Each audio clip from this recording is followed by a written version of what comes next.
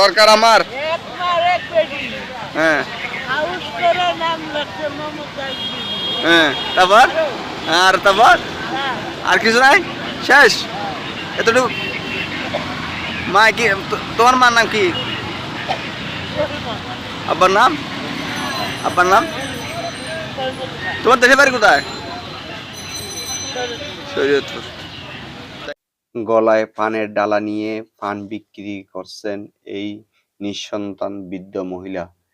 দেখে বোঝা যাচ্ছে পানের ডালা গলায় নিয়ে পান বিক্রি করতে এই বৃদ্ধ মহিলার কষ্ট হচ্ছে, কিন্তু দুই মুঠো ভাতের জন্য এছাড়া আর উপায় নাই।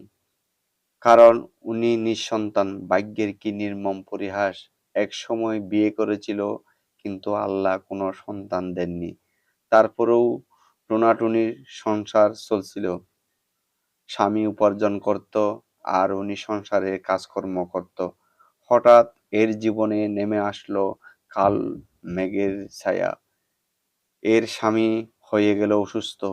অসুস্থ স্বামীকে সুস্থ করতে শত চেষ্টা করেও সুস্থ করতে পারে নাই। উনি মারা গেলেন। এরপর কি করবে কুল কিনার পায় না, এদিকে পেটে ভাত নাই। আজকে যদি এই বৃদ্ধ মহিলার একটা ছেলে থাকতো, হয়তো আর কিছু দিতে না পারলেও দুই বেলা ভাত দেওয়ার চেষ্টা করত। স্বামী মারা গেছে, পেট তো আর মানে না। পরে কয়েকদিন যায়, একবেলা খায়, একবেলা উপবাস থাকে। পরে চিন্তা করে এভাবে একটা মানুষের জীবন চলতে পারে না, আমাকে কিছু একটা করতে হবে। পরে কিছু টাকা ধার নিয়ে নেমে গেল পানের ডালা গলায় নিয়ে ব্যবসায়ী। সকাল ৯টায় আসে পান বিক্রি করতে, আর রাত 11:30 বাসায় ফিরে। আবার বাসায় গিয়ে রাতে ভাত ফাঁক করে। কৌতূহলবশত জিজ্ঞেস করেছিলাম, ব্যবসা কেমন চলছে?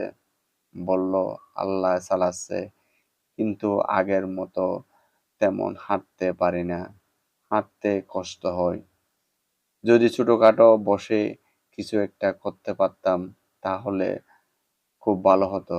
আমি বললাম, আল্লাহ যদি চাই ইনশাল্লাহ বসে কিছু করার ব্যবস্থা হবে। ওকে দর্শক, সবাই সুস্থ থাকবেন, ভালো থাকবেন। আসসালামু আলাইকুম।